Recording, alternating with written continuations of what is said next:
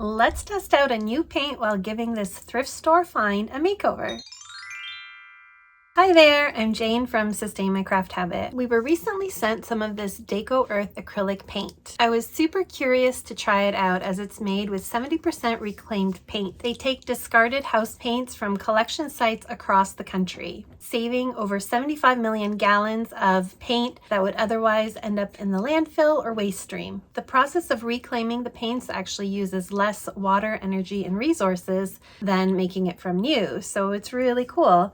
And also for this line, the bottles and the caps are also made with recycled materials. We're longtime users of DecoArt paints, and DecoArt Chalky Finish paint is my go-to for any sort of makeover. You see me using it all the time. Honestly, in my head, I was pretty convinced that this DecoArt DecoEarth was not going to measure up. So I thought, what a better way than to test it out with a makeover of a piece that's been already painted in a dark color so that we can see what kind of coverage and how it looks like at the end. So how many coats of paint do you think it's going to take to cover over this burgundy step stool paint? Let's get started. I picked up this sturdy step stool at Value Village not too long ago, and I really liked the shape of it. The Christmas motif was cute, but I wanted to be able to have it out year round and not have to store it just for the holidays. In addition to what I think is hand-painted design, there were all these 3D elements on the top. I think it was just hot glue, squiggled and swirled up on the top and then dry brushed with some paint. I used my scraper tool for this job, and then when this puff paint wouldn't come off, I applied a bit of heat, and that really helped to loosen it up so that I could get underneath there. Once I scraped off as much as I could, I took my sanding block and gave it a good sanding to smooth it all down.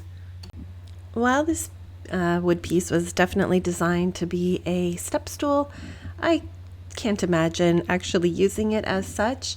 I think after cleaning it up and refinishing it, it's going to make a really lovely little plant stand or even just to display on its own.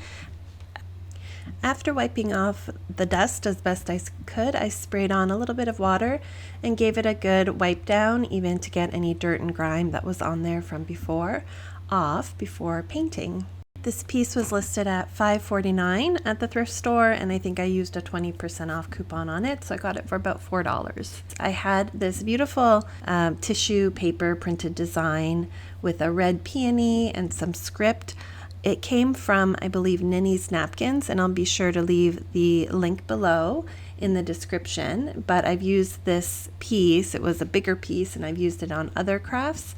And so this is the part that was left over. So the first step was to paint over the dark design on the top, and this is where we're using the new DecoArt DecoEarth paint. When I squeezed some of the paint out, it seemed really thin to me.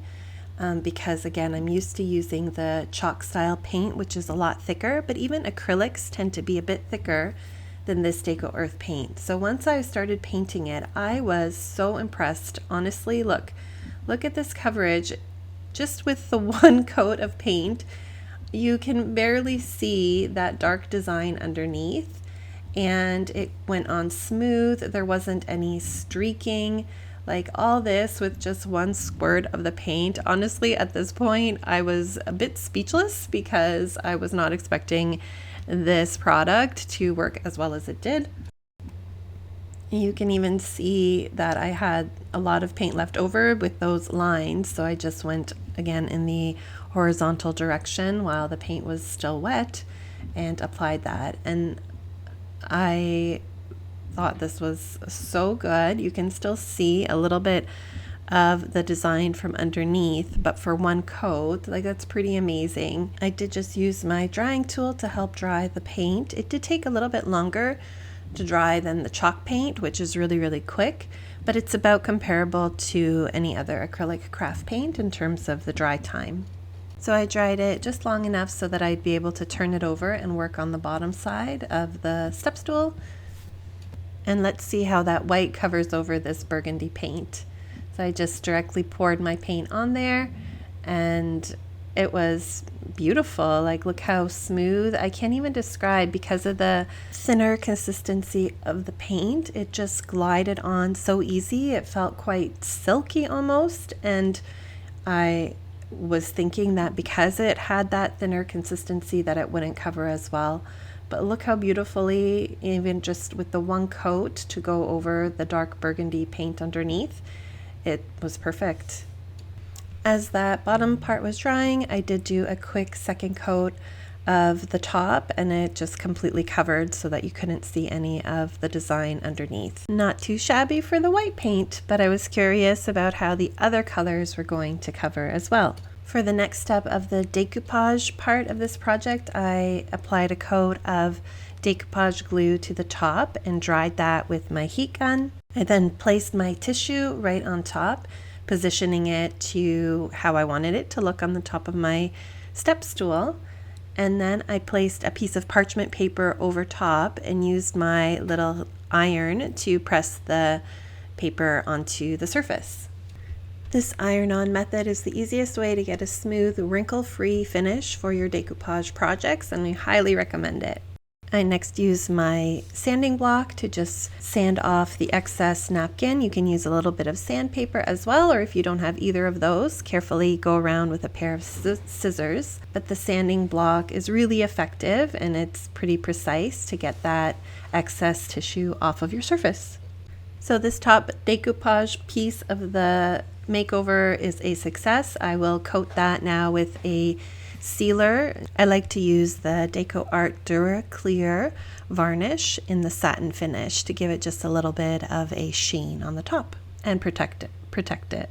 Next, it was time to work on the legs of the step stool. We decided to make it a pretty green color to match the leaves of the paper. So the DecoEarth comes in 27 colors, but they are intermixable so that you can blend your own shades. If you're not comfortable with this, that is a bit of a limitation. It'd be nice if there was more color options, and maybe there will be in the future. So the goal here was to go from this festive leaf green to a more muted moss green. And in order to achieve that, I added in some white and some brown paint and then blended those together.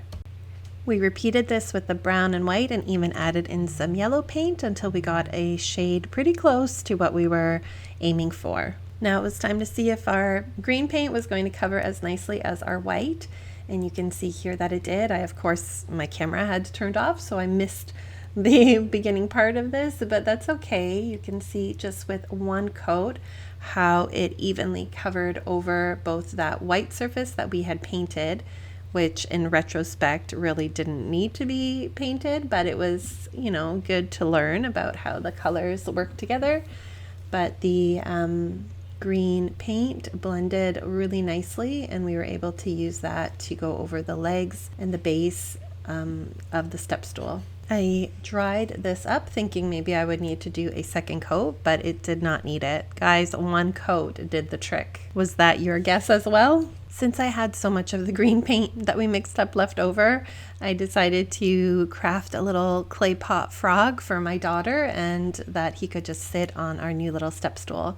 So I pulled out some wood beads and painted those with the green paint, and again, the coverage on the wood was beautiful. But how would it cover on the little clay pot?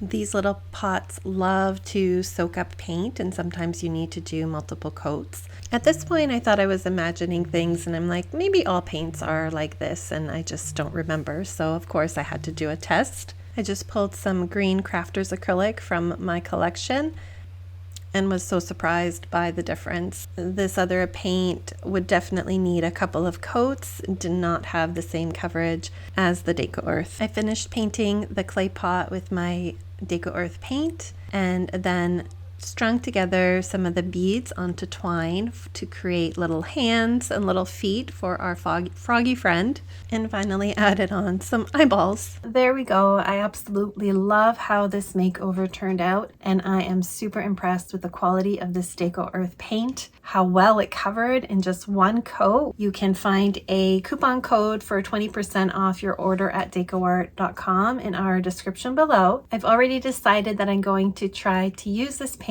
to give this little piece a makeover, so stay tuned and come back next week to see how that one turned out. Thanks so much for watching. Happy crafting!